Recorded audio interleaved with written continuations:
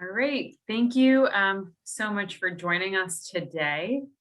Um, so we will mainly be talking about proctoring for a remote testing session. A lot of what we're going to talk about really builds on your knowledge of proctoring CASAS e-tests and administering just a normal CASAS e-test.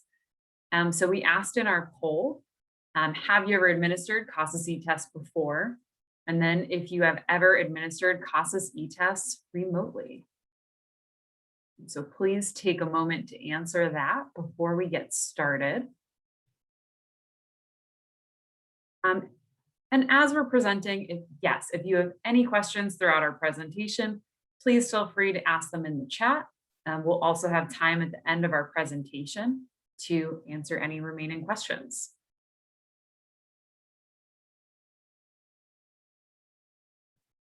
All right, about 90% of us have voted. I am going to end the poll and share our results.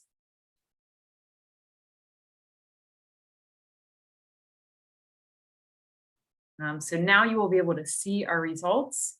So about 60% of us have administered CASAS e-tests before. And don't worry if you have not yet.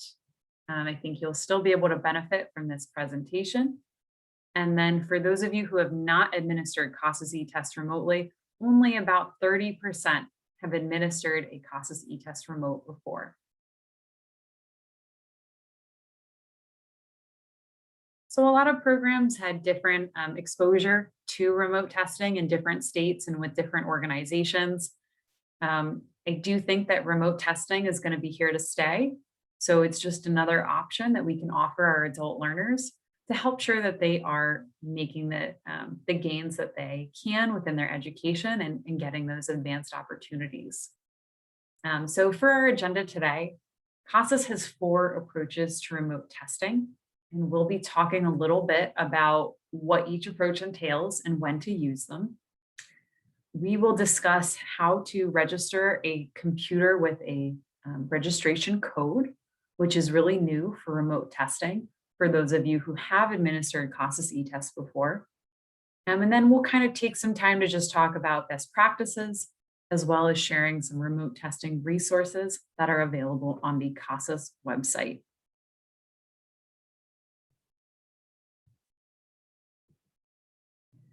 So for CASAS remote testing, this is not a one-size-fits-all approach.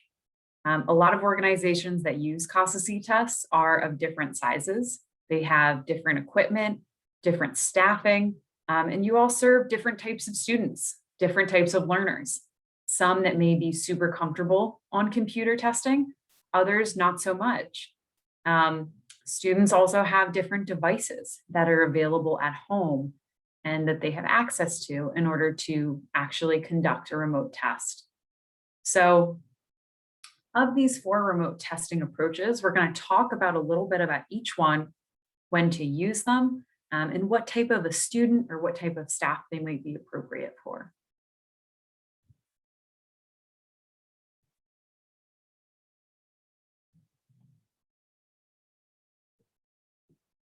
So when you're considering an approach, consider some of the following. How many staff members are going to be available for proctoring? Are you limited in terms of staff who can actually administer a remote test proctoring? What are the digital literacy skills of your staff? Are they comfortable using e-tests? Have they done that, pre-COVID? Are they comfortable using Zoom? Or if you're using another web conferencing software, any staff member that's going to be administering a CASAS e-test this way should be comfortable using breakout rooms and answering questions in a chat I'm going to refer to Zoom probably throughout this presentation, but you can use any web conferencing software. You'll also want to consider your students. Are they new to your program? Have you ever met them in person before? Or are these students that are returning to your program after taking classes for a number of years? What are their digital literacy skills like?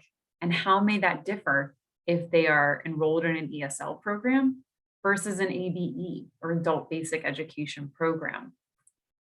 Some programs have had to initiate this kind of investigation with surveys sent out to their students, or just kind of a conversation with students during their intake process. Is what type of technology do your students have available to them at home? Do they have stable internet? Do they have a computer that's a Windows 10 PC or a MacBook, a laptop or a tablet that they would have access to use for testing? Especially if your program has already kind of looked into the type of equipment that's available to students in terms of any distance learning that you may have implemented in the last few months. You also want to consider your equipment. Do proctors have access to computers at the location of your organization, or will they just be proctoring this test from home?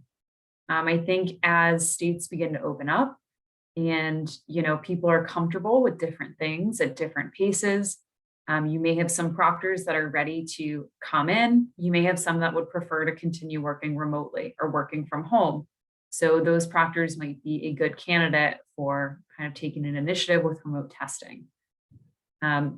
Also considering, will the students be using their personal devices, or has your program made loaner computers or Chromebooks or iPads available to them? So just knowing the type of device that your student is on is really helpful for informing what type of a remote testing approach you should be utilizing.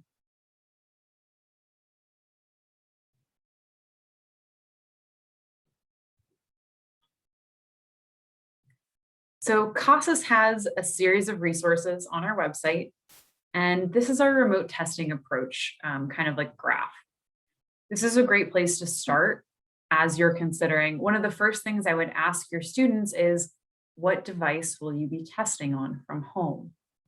A lot of programs start with approach 1, or this one-to-one remote control testing. You can skip ahead to another approach if you feel comfortable using Zoom and you feel comfortable administering CASAS e-tests. You don't need to start here. Another thing to kind of keep in mind is once you've kind of used remote control, you may want to use it for specific students as you're going forward. If your students have Chromebooks, only approach 2 or approach 3, approach 3 and approach 4 are really valid options for you to use. So you cannot use the remote control method via a Chromebook. What the remote control method consists of is, if I am the proctor, I am going to start the testing session. I'm actually going to register my own computer, and then I am going to start a Zoom meeting with the student, and I'm going to share my screen and give remote control access. What remote control access is the student can accept on their end, and they will have the ability to use their mouse to answer questions on my screen. You can only do that one-to-one. So there are some pros and cons to each approach. For the remote control approach, again, this can be a really easy start for staff members to start remote testing. This is something that we have recommended. It can be really helpful for students with little to no digital skills. So if you have very low level ESL students, if the student is completely new to your program, so you really don't have a lot of kind of insight into what their digital literacy skills are, what their language skills are, because you should keep in mind that all CASAS e-test instructions are all in English. So if the student is very low level, this could be a really good approach. The proctor is working with them one-on-one and can easily intervene if the student is having any difficulty. Another common reason why this would be a good approach is it's helpful if the student does not have a Windows 10 PC or laptop.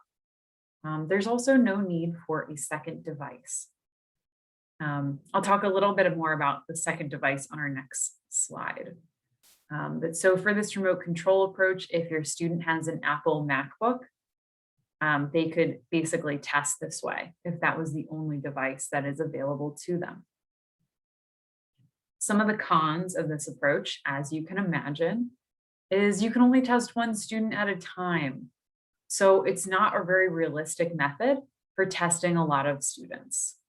It can feel very time consuming to administer, just based on the nature of, if I'm the proctor, my machine is registered, and now my machine is going to be used by the student testing. Um, I'm basically watching that student test. So I'm not, doing other things as a proctor in a lab of 20 students testing at a time. That was a little bit different. So it can feel really time consuming in that way. One thing that's kind of a con of the remote testing approach in general is it can feel a little awkward between the proctor and the student in terms of the room scan. So unfortunately, the room scan is kind of here to stay for now. And what I'm talking about is when I turn on my video, if I am the proctor and the proctor asks the student to use their device to scan the room to basically verify that the student isn't referring to papers or books or has another device available that they can look up answers. Because in a testing center, we don't really have to be concerned with that because we can see what the student has available to them.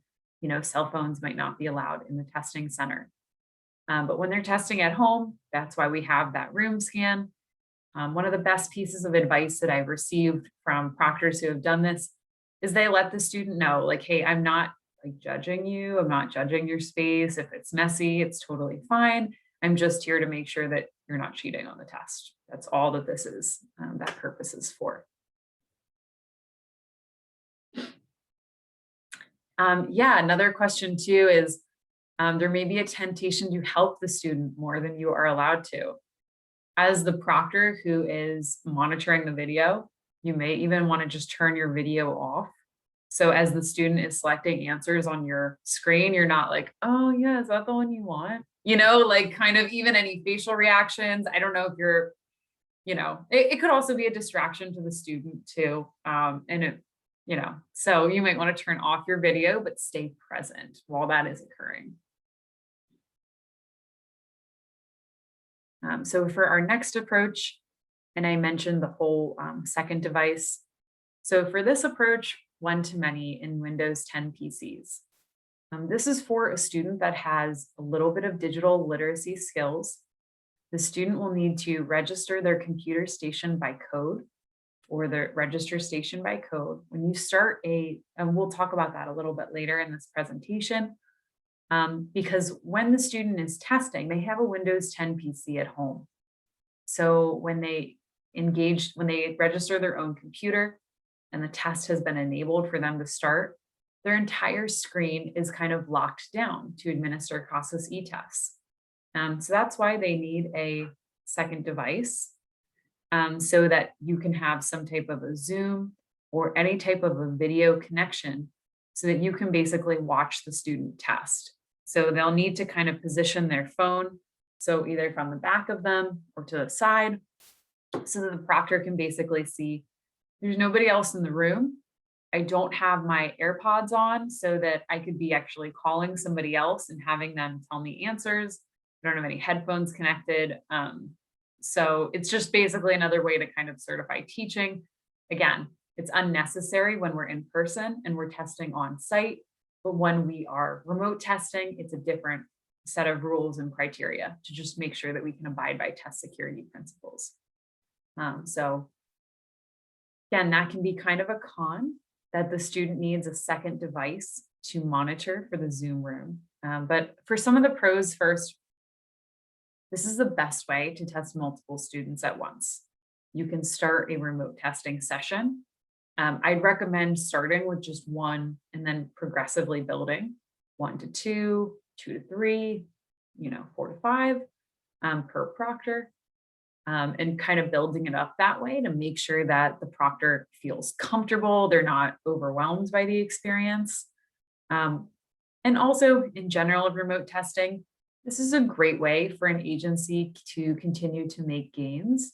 If the student gets sick and they cannot return to classes but would like to test, I know a lot of school districts have a policy, especially in K through 12, if you have like a cough or a fever, you can't come back on site for 2 weeks. So even if they tested in person on site, having this remote testing option, I think, will really be a great advantage to a lot of adult learners, whether they're sick or they're also just juggling other issues within their life. Maybe if they have a really long commute, a tight work schedule, a lot of childcare issues, so that they can just have another option for testing. In terms of some of the cons for this, is your proctor needs to, again, feel comfortable using these Zoom breakout rooms to answer questions from a student and schedule student testing.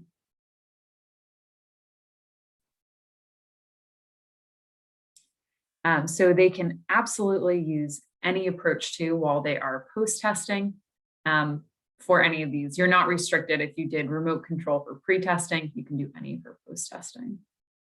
Another thing to keep in mind too for the cons of kind of this approach is the student does need a second device for the Zoom room. So if your student only has one device available to them, you may be limited to the remote control option. Another option for the students that are using this method is it may be challenging for them to register by code if you don't know the student at all, if you don't know what their English language skills are, or if they really don't have a lot of digital literacy skills. One thing to keep in mind too is if you have any type of ESL student that you are serving and they have a family member that can assist in translating any type of instructions in a native language, that is perfectly appropriate as long as it is only dealing with kind of the logistics of setting up the test. Obviously, it's not appropriate once the test is enabled and test items are available for those to be translated because it's typically an English proficiency test. Or we're testing, their skills in that subject matter, but any terms of the setup, that would be acceptable.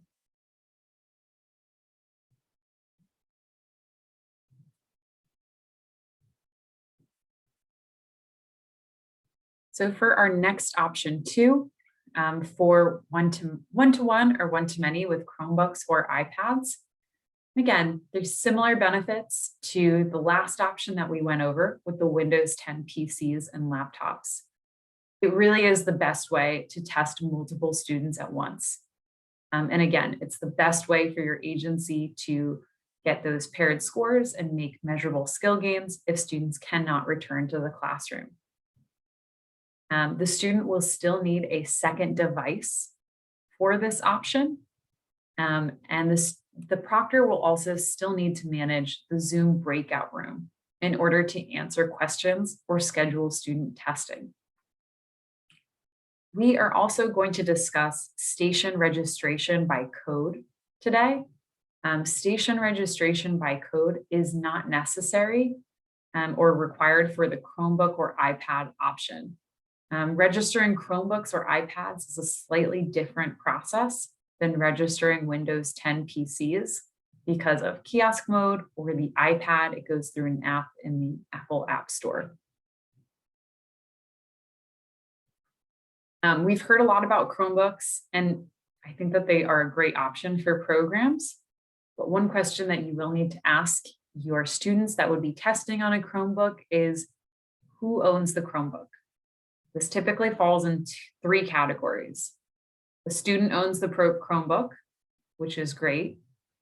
Your program owns the Chromebook, or there may be another owner. If it is a borrowed Chromebook, that can be challenging. If the adult learner has a student K through 12 and the student has a Chromebook at home and that school district is different from your adult education program school district, you may run into issues.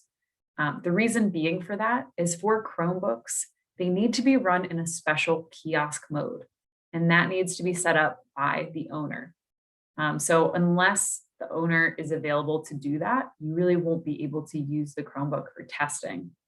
If you have these kinds of devices that you loan out to students to take home, I would recommend having your IT department or any staff go ahead and install that e-test app before going forward and distributing this.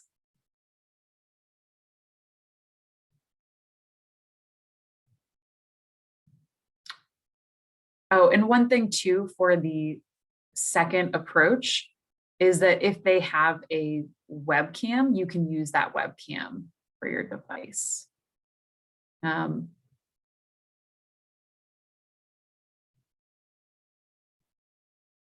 in one of the questions too, for Scott, thank you very much for answering that one. I think that's very helpful. The Windows 10 desktops and laptops is really one of the best options. We currently do not have a video to demonstrate how to run kiosk mode for the Chromebook, but our tech support team has a lot of experience working with specific programs about running their kiosk mode in their Chromebook.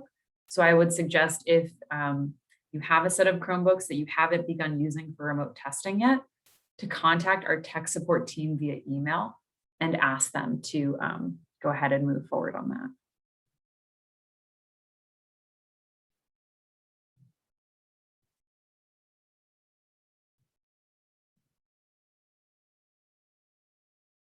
So as the proctor, how do you see more than one screen at a time? So if you would be using this method where you're testing multiple students, you're not going to actually be seeing the screen that the student is testing on. So you could actually have a Zoom breakout rooms set up, and you could set each student into their own separate breakout room as they were testing.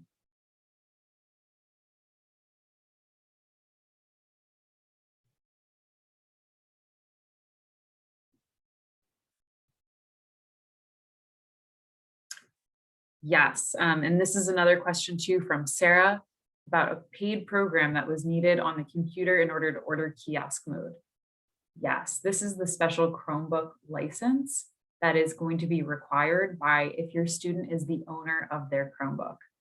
Most likely, if the Chromebooks are owned by your program, the your program has already kind of paid this kiosk mode license application to Google to run the Chromebooks.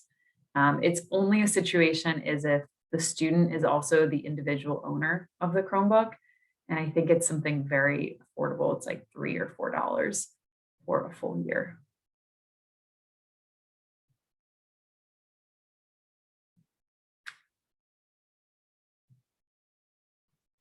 So Scott is also a part of our tech support team. He's our newest member. So please feel free if you have any technical questions. We're lucky to have both Scott and Ryan with us today as co-trainers for this session.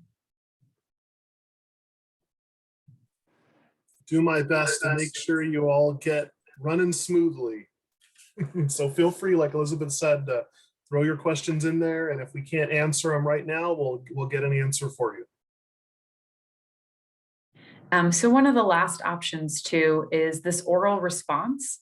This is really not the most ideal approach to use at all for remote testing, but it is an option that's available to you.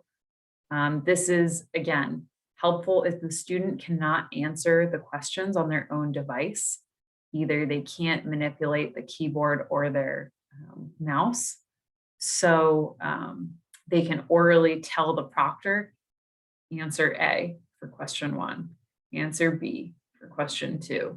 Obviously, that's very time consuming. And this would not be, hopefully our best approach for remote testing.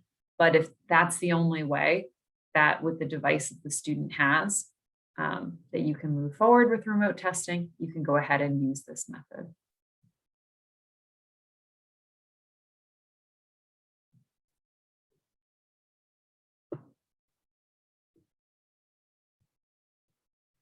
So one of the parts that you've probably heard a little bit about at this point by now is how to register by code. Previously, for CASAS before COVID, you had to register a computer station, link that computer station to a testing session for the test to be enabled on those devices. With the advent of so many programs not being able to go into their facilities and students needing to test from home, that is when we developed this testing station, this registration by code. So you'll really only need to use this with approach number 2. The code that is generated is unique to each session. So now when the proctor logs into eTest and clicks start next to their testing session, they have the option of starting an on-site session or starting a remote testing session. The registration code will be unique to that session. So the proctor will need to share that code with students, whether you do that via email, your Zoom chat, if you already have a second device in your Zoom room enabled, via text. It's typically an 8-digit code. The student will then need to go onto their device, click on www.etestonline.org, click take a test, and then input the code. The student will then need their student ID, and they will input their demographic information. Also, unlike a normal eTest administration, on their testing session activities screen, the proctor will be able to see when the student logs in, registers their station by code, and they will then click enable test so that the student may begin testing. And I have a few screenshots to show you what this looks like.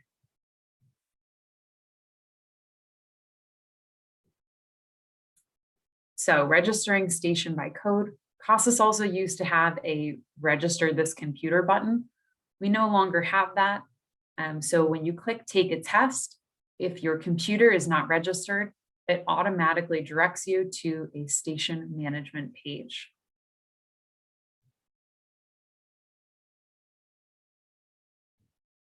But as the proctor, you'll want to log in using that button on the right-hand side.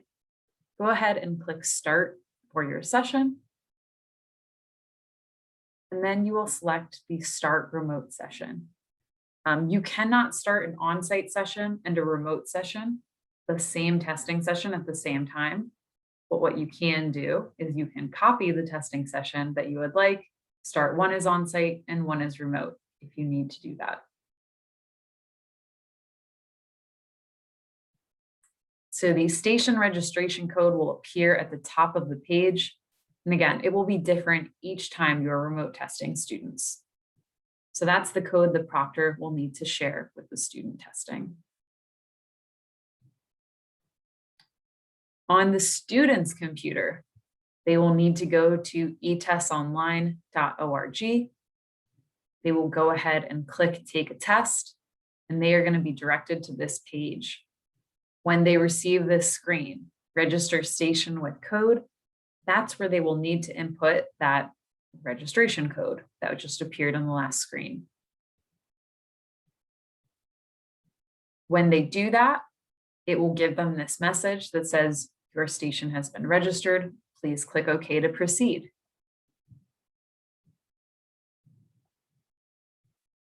After the student has logged in, their screen will appear on your device under the testing session activity. I've actually jumped ahead too much. And so after the student inputs their ID, then you will see their ID and their name. For the student screen, just as you would see when you are implementing eTests on site, this screen will appear. It'll say enter your ID for the student. And in the upper left-hand side, it's a little faint, but you can kind of see RTS 14, that's the remote testing station. Student can put in their information, click save, and you won't see this. This will be on the student's screen. And after they go ahead and click save, it'll say, please wait for your proctor. The student will not begin to test until the proctor clicks this enable tests button. So as the proctor, I can see the student has inputted their student ID and their name. And then once I go ahead and click enable test, the student is able to begin their test. And so then the test menu will appear and the student can begin testing.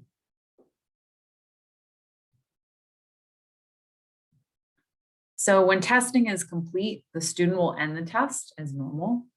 Any testing sessions that are administered as remote testing sessions will have test records that are recorded as remote tests in TE.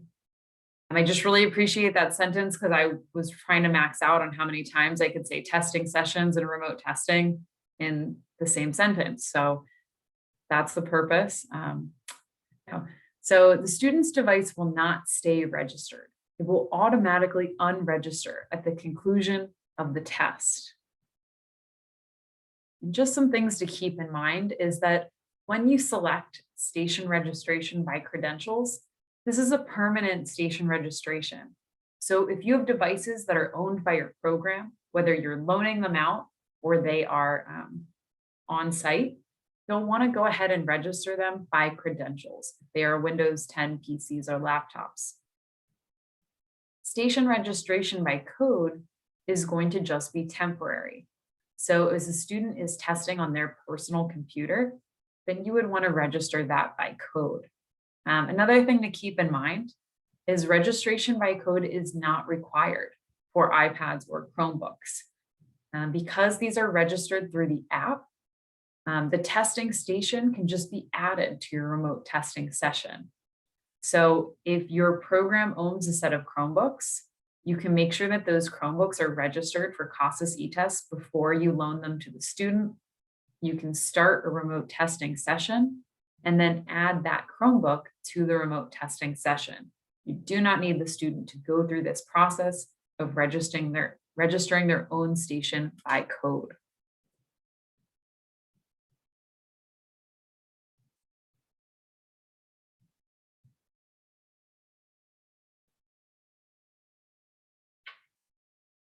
So one question too is remote control access cannot be used on a Chromebook.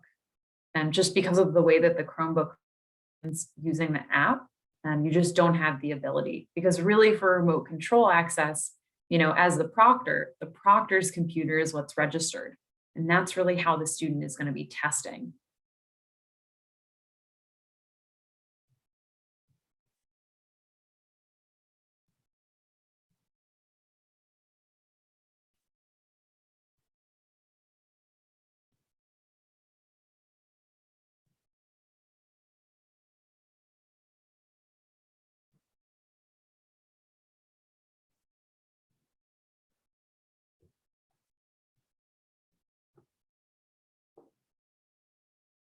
So, and again, I kind of turn it over to anyone who's here in our audience or who's joining us today. Do you have any tips for new agencies that are just beginning remote testing? Please feel free to share your successes or your failures so that other people can kind of avoid your pitfalls if there's anything that you guys have learned through the process. Do you want us to talk or to type it in chat? Oh, you can absolutely unmute yourself and talk if you feel comfortable doing that. Whatever works best for you.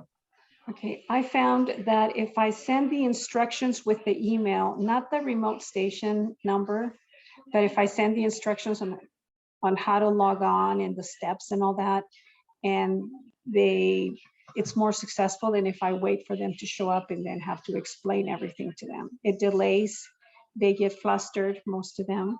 But if they have enough time, at least 3 days, it goes a lot easier for them. Do you typically send that email in advance or the day of testing? In advance.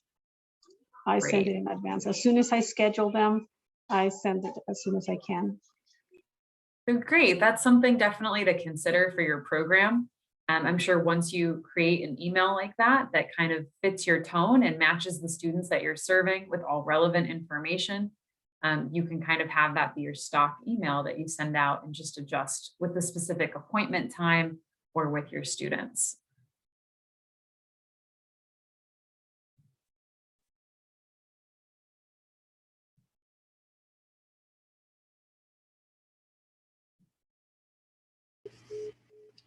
Hi, so at our agency, we've been doing remote testing for quite a while, and that's why I was asking about testing multiple students on Zoom. So what we do is we'll have one proctor with one student, and sometimes we'll have the student share their screen or the proctor is sharing their screen. So you usually see the test on the screen with every test that we're doing. But it sounds like what you all are suggesting is that the students don't have to share their screen, and that's how you would have multiple students testing remotely at the same time. But how would you manage the test environment? You know, some students read questions out loud or, you know, have background noise. So what do you do in that instance if you're actually trying to remotely test multiple people at one time? So one suggestion for that type of approach is when you have a Zoom room and you're testing multiple students who are all testing at their homes, is to create a breakout room for each individual student, and then go ahead as the proctor to either kind of float through breakout rooms if you only have one computer, or there may be a scenario where the proctor can actually use the computers that you have on site. So if I was the proctor and I had access to computers at my agency, I would log in as myself in 5 different computers in the same Zoom account. And then I would add myself into 5 separate breakout rooms. So as each student entered, it would appear that the proctor is in the breakout room with them at all times.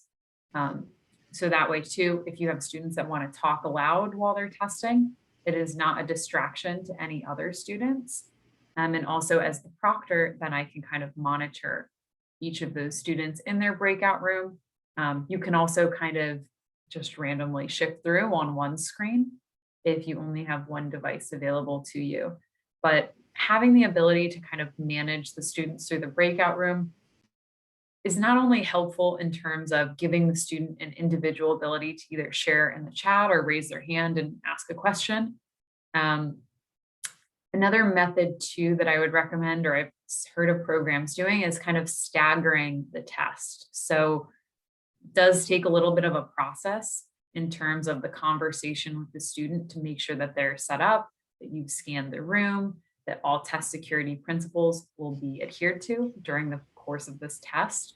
So you may even want to stagger your students in the same session as starting at 11 o'clock, 11:20, 11:40, you know, just so that the students are all in the same testing session, but you're not necessarily talking to all of the students at the same time in terms of the pre-work that needs to be done. Excuse me, I stagger my students. Like when I talk to them, I get an idea about, because I ask them how knowledgeable they are with computers and all that. And that gives me, I have an idea whether I can stagger them every 15 minutes, every 20 minutes, every 30 minutes, because some of them, it can take up to 30 minutes just to get them to join, you know, they really struggle. Maybe this year it's going to be better because they've had a year now to get used to stuff like that. But that's what I do. I stagger them and it works out really well for me. Awesome. Another kind of tip that we've heard from other programs is, well, one is just practicing among staff. It sounds silly, but really practice makes perfect, in the sense of especially staff members that might feel uncomfortable doing this with students, is kind of testing your setup with other proctors and just only staff members, kind of simulating the experience as a student. You can use the practice testing sessions in your eTest account to administer those as a remote test if you are unsure if your Chromebooks are set up correctly to be enabled for remote testing. So before you kind of hand those out to students.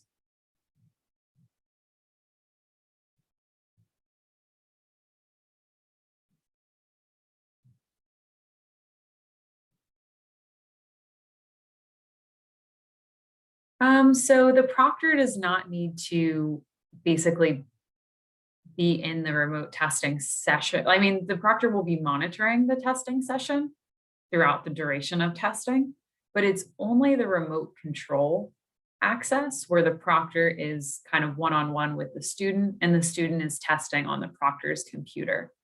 If you're testing multiple students, the proctor would kind of need to be managing those different breakout rooms through Zoom, because the student is going to primarily be testing on their own computer. If you don't have any practice e-testing sessions in your account, you can always email our team at golive@casas.org, and we can add those practice testing sessions to your agency or to your site if they accidentally got deleted.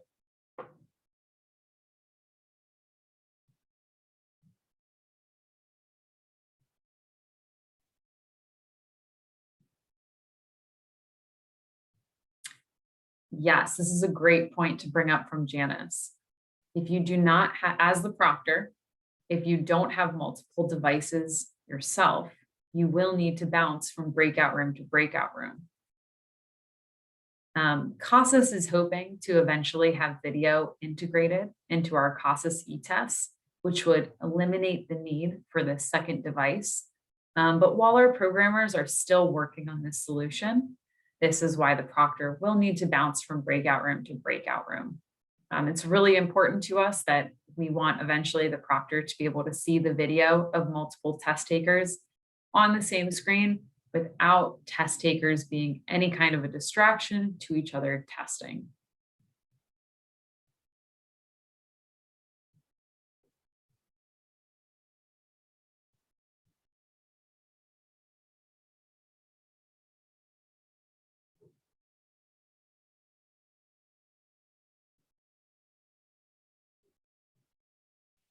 Oh, and another point too is in our remote testing guidelines, and they talk about approach part A and part B.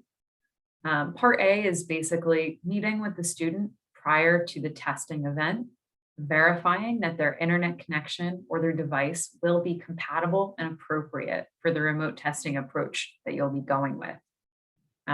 So some programs choose to actually do that a day or so before testing. If you don't do that on the same day of testing, just make sure that your student is using the same device or is using the same internet as when they tested that for you. So I think as Betty kind of mentioned too about their testing process, if you do that before the day of testing, that can kind of help move through things a little bit quicker. So we have a number of resources for remote testing that are available on the CASAS website. And I would like to even just take a moment to show you some of those demo videos that we have. We have a remote testing one-to-one demo, so you can actually see with a student actor what it would look like in terms of having a remote control approach for a student that is testing from home, as well as for a teacher who is testing from home. And we also have a short video for registering testing stations for remote testing. And we also have a short demo of our reading level indicator, or the RLI approach.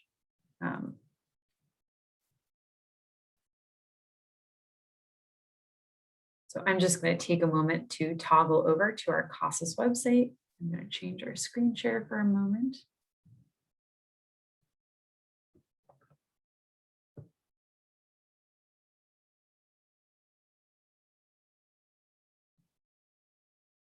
So on our CASAS homepage, just make sure I'm showing the right screen. Great. We have under What's New Remote Testing. And so here you will find any updates to our remote testing process, any videos that we have, any video demonstrations on the remote testing process, and then definitely any types of overview, as well as these remote testing guidelines. Before you remote test any students, you will need to go through and read the remote testing guidelines. I recommend at least a thorough read once, and I would recommend practicing with a staff member before you actually remote test any students. From what I've seen, the agencies that have practiced have been very successful remote testing their students, and it is a painless process for all involved. So I would not recommend even moving any forward for remote testing if you have not read the guidelines. I also would not recommend it if you do not practice in advance.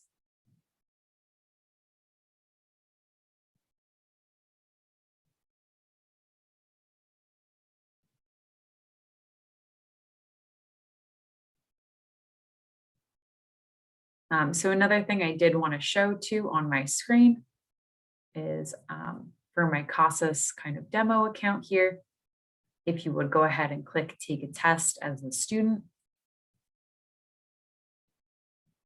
you get this CASAS webtest.exe, which will download, and you click through to run.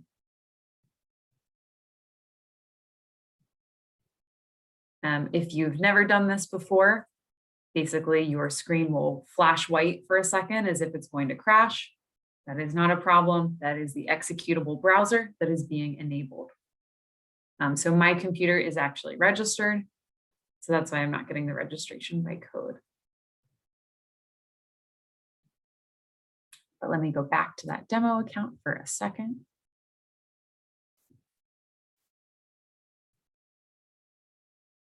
And then again, as the proctoring this test, I'm going to click sign in on the upper right-hand side. I'm going to log into my agency account.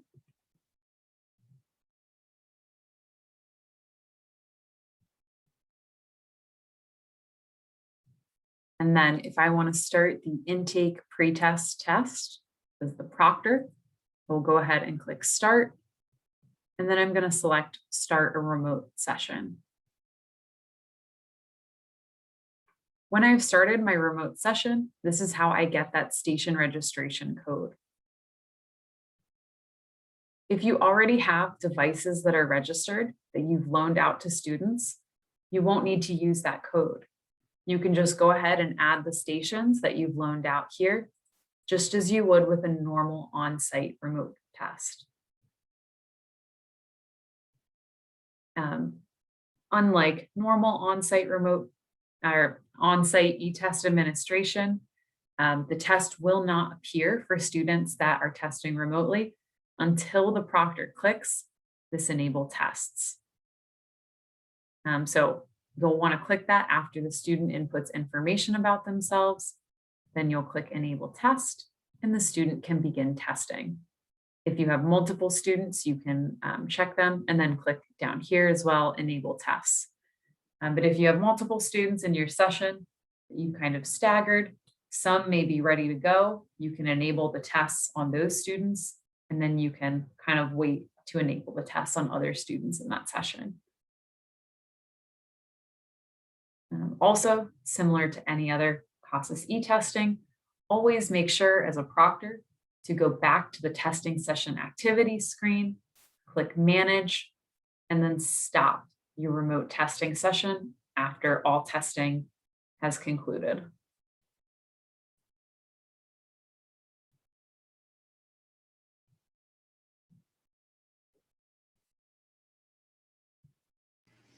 What happens if proctors don't end their sessions? Your computer crashes. No, I'm just kidding. I used to make this joke in on-site, so it's virtual, so I don't know if it carries. But no, it's the session will expire on its own and it will appear as inactive. But when the problem is let's say you have a proctor that forgets to stop their sessions. If I went in to test again, I can't link any of those testing stations to the same session. So this happens a lot of times, it'll just occur as inactive. So it's not a problem whatsoever. You'll just want to make sure that you stop the session and that all students are logged out. If you need to log out a student, you can always intervene on your proctor screen and you can end the test. And then you can make sure that you end the testing session.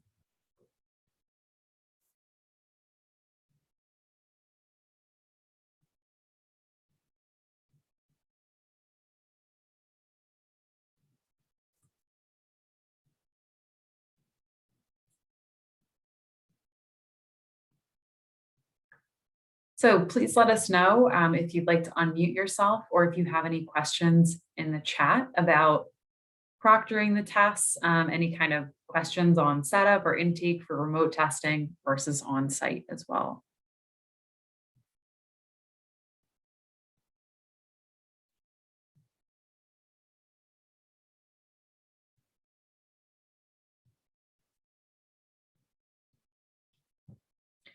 So that's a great kind of scenario to bring up that Teacher Marin has added in our chat.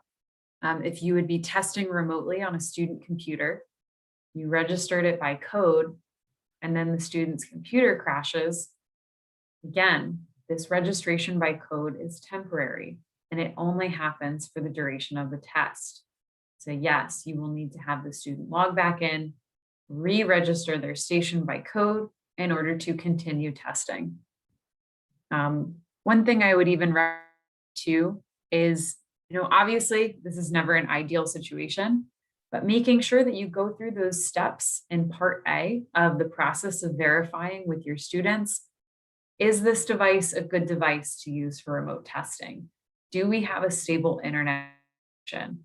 The remote testing guidelines have a lot of detailed information about running a net speed internet test with each individual student so that you can hopefully avoid situations like that where a computer or an internet connection might be unstable during the duration of the test.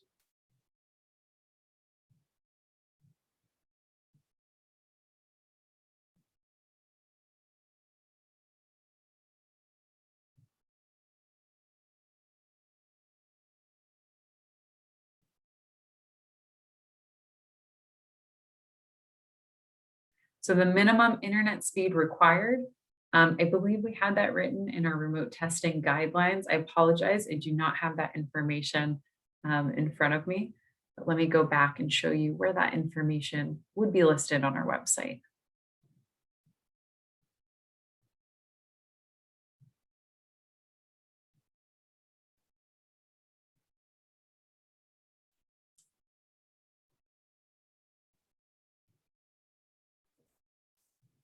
The minimum speed is, I believe, 2 megabits per second download, and 4 is the recommendation.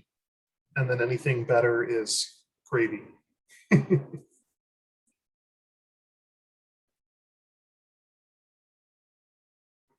So for these remote testing session guidelines, we have a little bit of the scheduling and the meetup for the student, as well as a section on the technical requirements. So if you have any questions about the devices that your student would like to use, you can always refer to this documentation as well.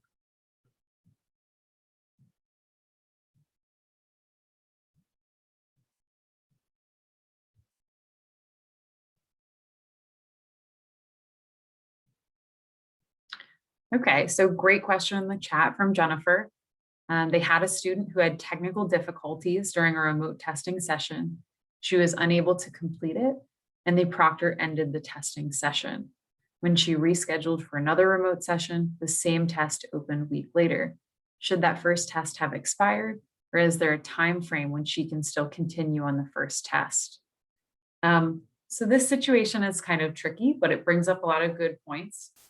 Just because the proctor ended the testing session, they must have intervened in a way that allowed the student to log back in and pick up where they left off on their last test. What the proctor should have done, if they had no intention of having the student log back into that test, is score the test as is when they are intervening. So I would say if the student is having technical problems in a remote testing session, but feels confident in their ability, you really want that student to test as soon as possible again, hopefully within a 24-hour time period. One of the biggest issues with proctoring a test is you want to protect the security of the test items. So you don't want to run into any issues where perhaps a student has clicked through all of the questions, been able to remember what some of the upcoming questions are that they didn't answer, go, check on their cell phone or outside of the testing time, look up the answers to those questions, come back into your testing session, and then either change answers or answer those based on, this would be cheating. So we really want to avoid that at all costs if we can. And I know remote testing does allow for a little bit more different challenges than from on-site testing, but that's why we have a lot of these security protocols within our remote testing, so we can avoid hopefully any technical issues during a remote testing session and make sure that no students are, even the best intentioned student may be tempted to cheat. So we want to just avoid that at all costs. I had a question about the question I just asked. So you said that the proctor may have intervened. So is there something in particular the proctor should have done to completely exit out of that exam? Because we didn't realize that she was working off of that first exam until we tried to look up her score and we couldn't find that score. And then we realized, oh, it was continuing off of the previous test. Yes. So, okay. Actually, let me see if I have my other slide available for another presentation I had today. Hold on a second.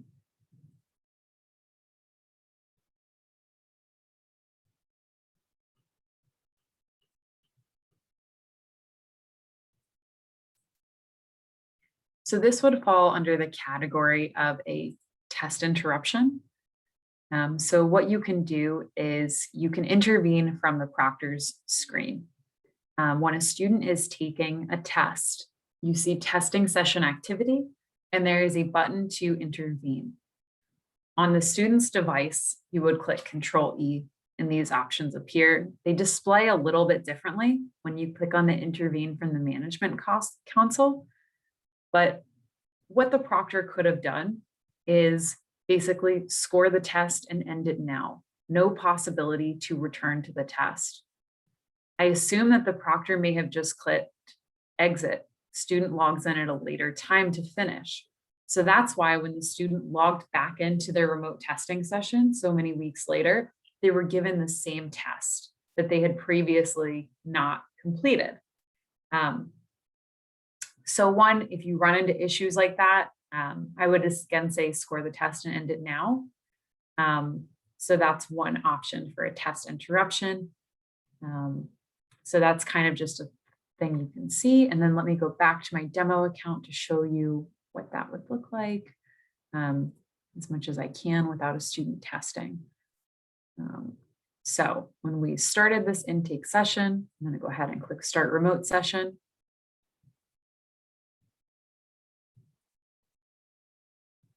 So this student's information would appear here. As the student continued testing, this button would be available.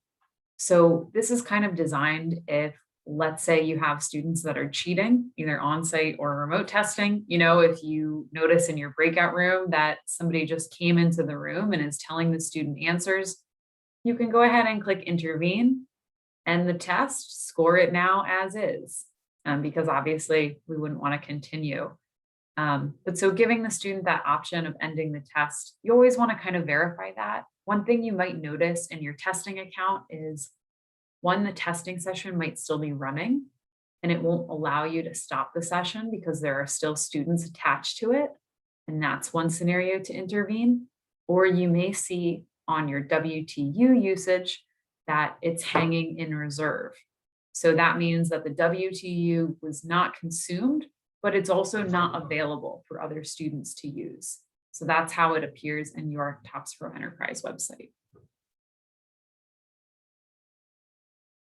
So we are at the remainder of our time, but let me go back to my PowerPoint slide so you have my email address as well as other resources with CASAS that if you need to reach out to us, we are happy to help more and continue the conversation on these topics. We have heard mixed reviews from using Google Meet. I think there's a little bit more steps that are involved.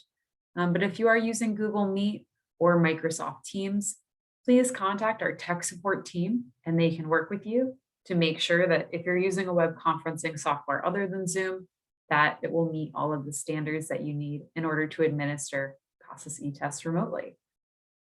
So thank you all for joining us today. We really appreciate having you here. Special thanks to Scott and Brian as well for being co-trainers during this session. And please feel free to contact us at any of these CASAS email inboxes or through the Whova app if you have additional questions. And we look forward to helping you guys use more remote testing in the future. So thank you and have a wonderful CASAS Summer Institute.